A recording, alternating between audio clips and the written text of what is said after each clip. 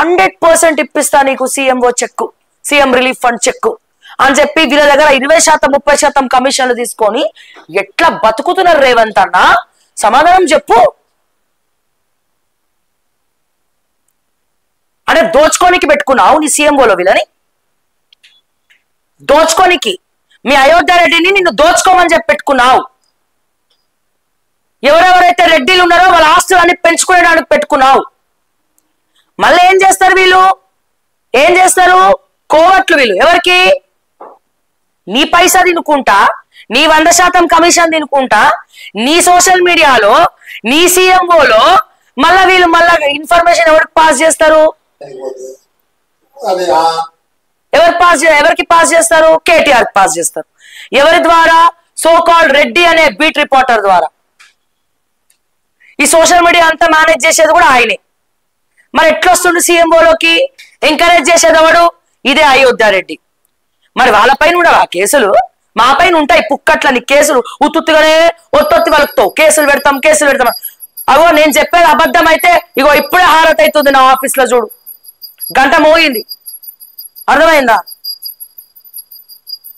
ఆ కొండా విశ్వేశ్వరరెడ్డి గారికి పనిచేసిన తీసుకొచ్చి నీ సోషల్ మీడియాలో పెట్టుకుంటావు. బీజేపీ వాళ్ళు నీ సోషల్ మీడియాలోనే ఉంటారు. కాంగ్రెస్ బీఆర్ఎస్ కోవర్స్ నీ సోషల్ మీడియాలోనే ఉంటారు. వాళ్ళ మీద కేసులు ఉండో పాడుండో, పైగా ఉట్టుటిగా పుక్కట్లా నువ్వు ఒక నెలకు 10 లక్షలు జీతం, ఆ కేటీఆర్ ఒక నెలకు 10 లక్షలు 10 కోట్ల రూపాయలు ఖర్చు పెడతాడు, నువ్వు ఇంత ఖర్చు పెడతావు. మధ్యలో మాట్లాడేటోళ్ళం మేము బేకారంగాలం.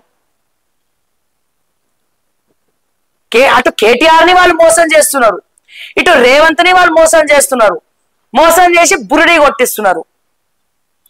ఏం కనెక్షన్స్ లేవా అయోధ్య రెడ్డికి? బీఆర్ఎస్ నుంచి వచ్చినోడు కాదు అయోధ్య రెడ్డి. కనెక్షన్స్ ఏం లేవా? ఎందుకు మరి మీద కోపము? ఎమ్మెల్యే టికెట్ తెచ్చుకుందామని ప్రయత్నించాడు, కాలేదు, రాలేదు. PRO post ఇచ్చిను.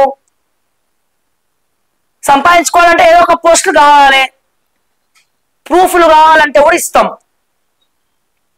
ప్రూఫ్లు కావాలంటే ఇస్తాం.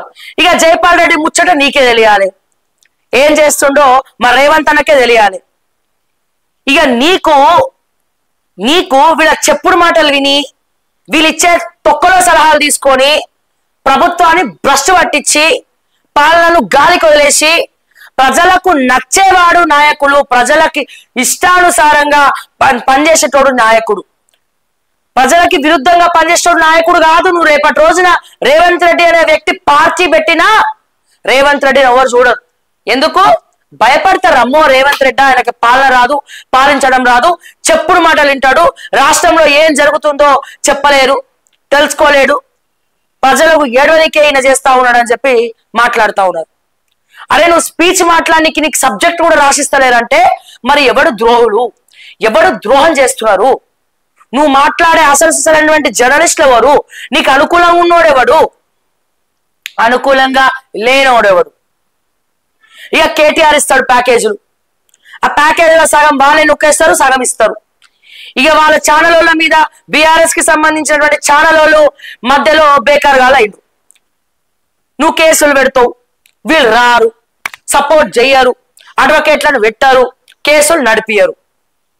వీళ్ళ కోసం బట్టలు చింపుకోవాలి వాళ్ళు పోయి. గిదా జరుగుతుంది రాష్ట్రంలో. ఒకరి మీద ఒకరు పరస్పర దాడులు, ఒకరి మీద.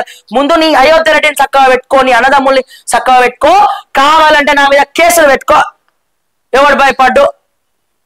ఏమైతుంది మా అంటే నీ లెక్కనే బెయిల్ తీసుకొని బయటకు వస్తా, 6 నెలలు కూర్చొని ఆంజనేయ స్వామి దండకం చదువుకుంటా.